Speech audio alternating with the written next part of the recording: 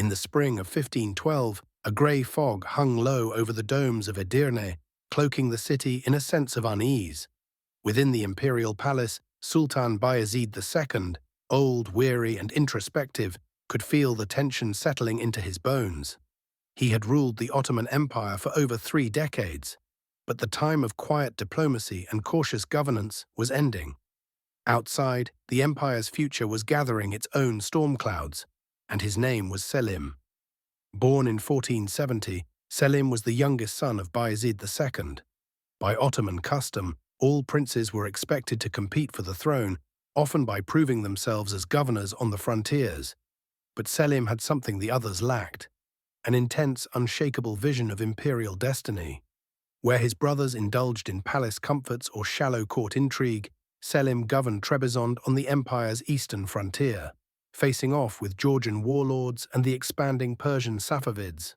He grew up in a crucible of fire, steel, and political instability. Selim had little love for court politicking. He spoke plainly, judged harshly, and trusted few. His soldiers called him Yavuz, the Grim, not for cruelty, but for his terrifying resolve. He was a man of sharp contrasts, deeply pious yet pitiless in battle, a ruthless tactician who believed he was carrying out divine justice. By 1511, the Safavid Empire under Shah Ismail was aggressively spreading Shiite ideology across Anatolia, destabilizing Ottoman control. The rebellious Qizilbash tribes, loyal to Ismail, rose up in eastern regions. Bayezid, aged and indecisive, hesitated. Selim did not. Without imperial approval, Selim raised an army in Rumelia, crossed the Bosphorus, and made a direct play for the throne. He accused his father of weakness and his brothers of cowardice. Civil war erupted. Selim's forces clashed with those loyal to Bayezid and his elder son, Ahmed. The empire trembled on the edge of chaos, but Selim's march was swift and brutal. Within a few months, his father abdicated. Bayezid was sent away to retirement in Bursa. He died only weeks later. Selim had secured the throne, yet his work had only begun. Selim now turned his wrath inward. He ordered the execution of his brothers and their sons, nearly every male with a claim to the throne. The blood purge was systematic. Palaces that once rang with the laughter of princes now stood silent, watched over by executioners in red robes. The court was horrified, the empire terrified. But Selim remained unmoved. Is the Shah in the shadow? Selim had claimed the Ottoman throne by force, but securing it required more than executions and titles. To the east, the empire faced a rising threat: Shah Ismail I of Persia. Young, charismatic, and almost mythic in stature, Ismail was seen by many as the promised leader of Shiite Islam. He wore red for martyrdom and claimed descent from Ali. His followers believed he could not be defeated. Selim disagreed. The Safavids had stirred unrest across Ottoman Anatolia. The Qizilbash had revolted in support of Ismail, and thousands of Sunni Muslims had died. For Selim, this was no mere political feud. It was a religious war, a matter of faith and legitimacy. He considered Ismail a heretic who corrupted Islam and a revolutionary who threatened the Caliphate itself. In 1514, Selim marched east with over 100,000 men. The campaign was slow and grueling. The terrain was hostile, the logistics immense, and the weather unforgiving. The Safavids employed scorched earth tactics, burning crops and poisoning wells. But Selim pressed forward, undeterred. On August 23, 1514, the two empires met at Chaldiran, near the shores of Lake Van. Ismail's cavalry was fast, fearless, and fanatically devoted. But they were lightly armed. Selim's army, in contrast, was modern. Its backbone was the Ottoman artillery corps and musket-armed janissaries. As the sun rose behind the dust of battle, Selim's cannons roared. The Safavids charged again and again, but each wave was shattered by cannon fire and disciplined volleys.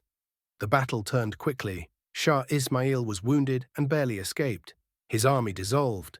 The myth of his invincibility was shattered. Selim entered Tabriz, the Safavid capital, in triumph. Persian artisans, scholars, and poets were captured and marched back to Istanbul. Though Selim soon withdrew from the city to avoid overextension, the message was clear. The Safavids had been broken, but Selim's victory came with a darker side. In the wake of Chaldiran, he intensified his campaign against suspected Shiites in Anatolia. Entire villages were emptied, thousands were executed or deported. To him, these were not citizens. They were traitors aligned with a foreign heretic. He ruled not just by force, but by fear. Back in Istanbul, the mood shifted. The ulama praised him as a defender of orthodoxy. The Janissaries revered him as a warrior king. But even among allies, there was unease. Selim's ambition was insatiable, and now his eyes turned to the south, to Cairo, Mecca and Medina. The Caliph in black. In the ancient cities of Cairo and Damascus, the Mamluks had ruled for centuries. Their legacy was glorious, their cavalry feared, their cities centers of Islamic learning and culture. They controlled the holy cities of Mecca and Medina, and with them immense spiritual authority. But Selim saw them as weak, decadent, and obstructing destiny. In 1516, he led a fresh invasion southward. The Ottomans met the Mamluk army at Marj-Dabik, near Aleppo. The Mamluks, relying on tradition and honor, lacked modern weapons. Selim had cannons.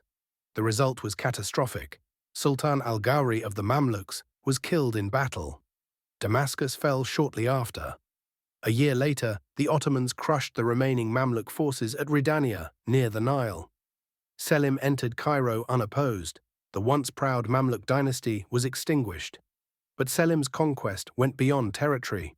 He demanded and received the relics of the Prophet Muhammad, including his cloak, sword, and beard, once guarded in Cairo. The Abbasid Caliph, held symbolically by the Mamluks, was brought before Selim and formally transferred the title of Caliph to the Ottoman Sultan. For the first time, the Ottoman ruler was not just emperor of an empire, but Caliph of the Islamic world. It was a turning point in history. The Ottomans were now custodians of Islam's holiest cities and leaders of the global Muslim community. The empire had become both a political and spiritual superpower. Selim had achieved more in 8 years than many did in a lifetime. He returned to Istanbul in 1518 at the peak of his power. Egypt was subdued. Arabia pledged loyalty. The Red Sea Fleet extended Ottoman reach toward India and Africa. The empire had never been larger, richer, or more feared. And yet, the Sultan himself began to wither. Selim's health deteriorated. His face, once fierce and unyielding, grew pale and drawn. Rumors spread of poison, others of divine punishment. But most likely, he suffered from a severe infection, possibly a cancerous abscess. He died in 1520 at the age of 50. No empire-wide mourning was declared. There were no public tears. But those who understood the scale of his accomplishments whispered the truth. The lion had fallen. The age of conquest had passed into legend. Selim's son, Suleiman, would inherit the throne and usher in the empire's golden age. But it was Selim who laid the foundation. It was Selim who turned the Ottoman state into an empire of destiny. Legacy of the Great. Selim the Grim ruled for only 8 years. In that time he doubled the Ottoman Empire's size, crushed the Safavids and Mamluks, secured the Islamic holy cities, assumed the title of Caliph, modernized Ottoman warfare, and redefined the very nature of empire. He was feared more than loved, obeyed more than admired, but even his enemies conceded that he was something rare, a leader who bent history to his will. To some, Selim was a butcher, a tyrant cloaked in orthodoxy. To others, he was a savior, sent to purify and preserve. But to history, he was a force of transformation, a man of shadows, a ruler of iron, a storm that changed the world.